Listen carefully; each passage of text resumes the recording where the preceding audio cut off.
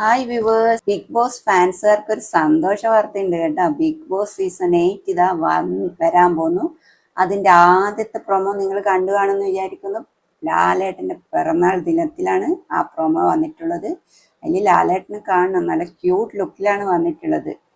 ഈ പ്രൊമോ കണ്ടപ്പോൾ നിങ്ങൾക്ക് എന്തെങ്കിലും മനസ്സിലായിരുന്നോ? പക്ഷെ ഇതിലെന്താന്ന് മനസ്സിലാവേണ്ടതെന്ന് പറയാ, ഇപ്രാവശ്യം സാധാരണക്കാരായ കുറെ കോമണേഴ്സിനെ കൊണ്ടുവരാൻ സാധ്യതയുണ്ട്.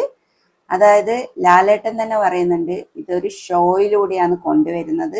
അതായത് ഒരു ടാസ്ക് ഉണ്ട്, ആ ടാസ്ക് അഗ്നിപരീക്ഷ എന്ന് പറഞ്ഞ ഒരു ടാസ്കിലൂടെയാണ് ഇവരെ തെരഞ്ഞെടുക്കുന്നത്.